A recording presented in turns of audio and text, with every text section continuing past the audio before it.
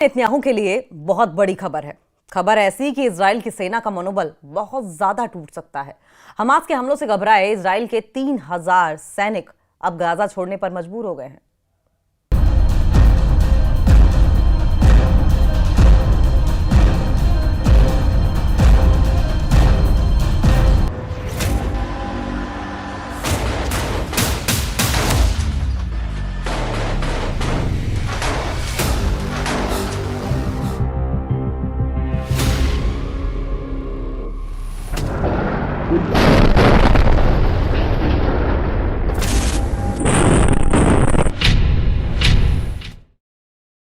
500 दिन की होने जा रही है, लेकिन गाजा में इजराइल की सेना बहुत मुश्किल में पड़ गई है और अब उत्तरी गाजा से बाहर निकलने का ऑर्डर नेतन्याहू के सबसे बड़े जारी किया है। हालात ऐसे हैं कि इजराइल की सेना को लोहे के चने चबाने पड़ रहे हैं। कब कौन से कोने से ग्रेनेड आकर फटेगा या स्नाइपर की गोली जान ले लेगी, ये सोचकर नेतन्याहू की फौज बहुत ज्यादा घबरा गई है। गाजा में मरने वाले इजरायली सैनिकों की तादाद जैसे ही 400 के करीब पहुंची, इजराइल की मीडिया में खबर आ गई कि उत्तरी गाजा से काफिर ब्रिगेड को 64 दिन बाद वापस बुला लिया गया है। यानी उत्तरी गाजा में हमास से डरकर इजराइल की सेना की एक बड़ी टुकड़ी हटा ली गई है।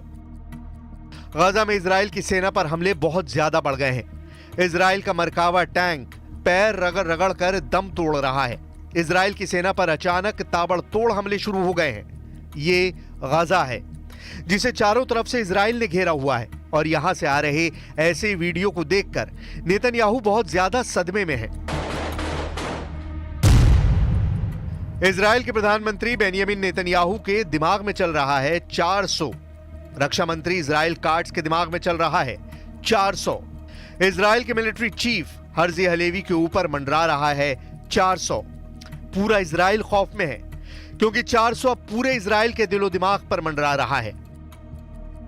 400 का आंकड़ा इसलिए क्योंकि 3 दिन के अंदर इजराइल ने 3 खतरनाक कमांडो हमास के हाथों खो दिए हैं और अब मरने वाले सैनिकों की तादाद 398 तक जा पहुंची है। हमास का सबसे नया शिकार बने हैं 3 सैनिक।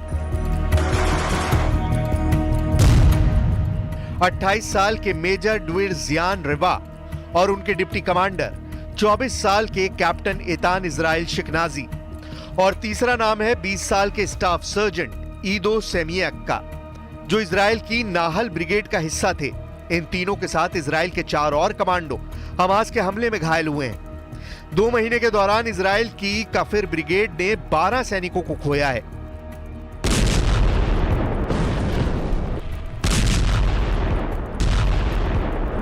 इन आंकड़ों के पीछे हमास का टारगेट बन रहे इजराइल के मरकावा टैंक और नेमर बख्तरबंद गाड़ियां भी हैं, जो ग्रेनेड हमलों का आसान निशाना बन रही हैं। हमास के एंटी टैंक दस्ते सुरंगों में अब भी एक्टिव हैं। उत्तरी गाजा में लगातार मुठभेड़ हो रही है। उत्तरी गाजा में इस वक्त इजरायली सेना की हालत बहुत खराब है। लगातार हमलों के बीच नेतन्याहू बहुत ज्यादा प्रेशर में है क्योंकि हमास के हमलों की वजह से इजराइल की सेना अब तक 398 सैनिकों के जनाजे उठा चुकी है। यानी 460 दिन के युद्ध में हमास ने इजराइल के 398 सैनिकों को मार डाला है।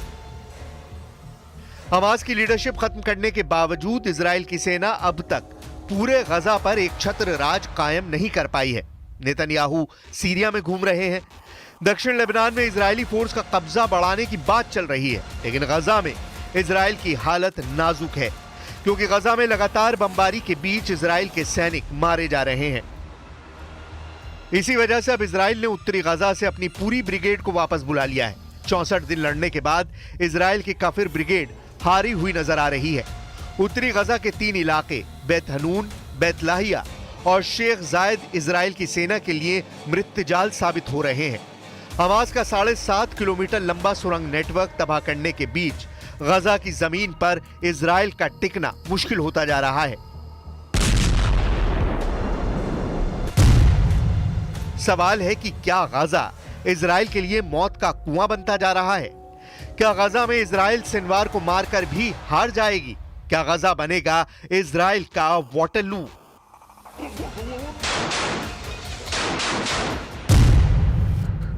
ऐसे ही हमलों में इजराइल की सेना ने हाल में अपना एक बड़ा अफसर खोया था। गाजा के जबालिया में हमास ने अचानक इजराइल की फोर्स पर हमला बोला। 401वीं ब्रिगेड के कमांडर 41 साल के कर्नल एहसन दाक्सा ने वहीं दम तोड़ दिया। कर्नल दाक्सा को गाजा और लेबनान फ्रंट का लंबा अनुभव था। हमास लगातार इजराइल की सेना को जख्म दे रहा है। गाजा के बेत हनून से जबालिया तक इजराइल के टैंकों के लिए पेट्रोलिंग खतरे से खाली नहीं। हमास के एंटी टैंक दस्ते मरकावा टैंक पर टर्बोबैरिक रॉकेट से हमला कर रहे हैं। यही वजह है कि अब गाजा को नेतन्याहू और इजराइल की सेना के लिए वाटरलू कहा जा रहा है।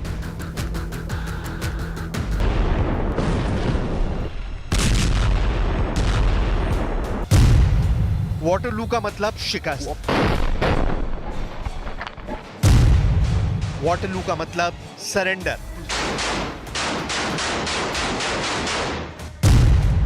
वाटरलू का मतलब है बेइज्जती।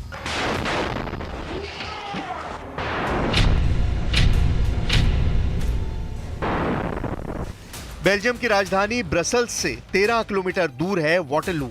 वाटरलू का नाम फ्रांस के शासक नेपोलियन बोनापार्ट से जोड़ा जाता है।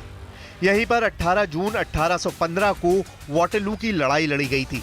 नेपोलियन बोनापार्ट और मित्र देशों की सेनाओं के बीच जंग हुई और 23 साल से चल रही जंग के बाद इसमें नेपोलियन बोनापार्ट की करारी हार हुई थी।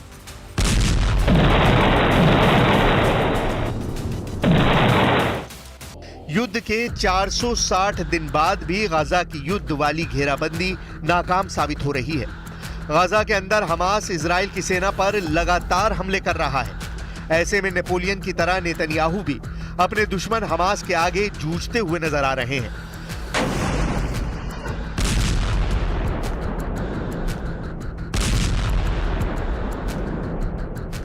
हमास का लीडर याहिया सिनवार रफा में मारा जा चुका है। पूरी दुनिया ने देखा जब उसने इजराइल के ड्रोन पर छड़ी से आखिरी वार किया। लेकिन असली लड़ाई तो गाजा की सड़कों पर आज भी चल रही है। हमास की लीडरशिप खत्म होने के बाद भी उसके एंटी टैंक दस्ते हावी हैं। इसीलिए नेतन्याहू को लेकर फिर वही सवाल, क्या गाजा में इजराइल सिनवार को मारकर भी हार जाएगी?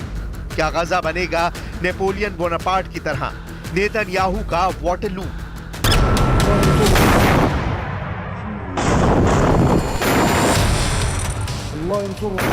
गाजा से आ रहे हैं ऐसे बहुत से वीडियो ने इजराइल के पावर सेंटर में तहलका मचा दिया है।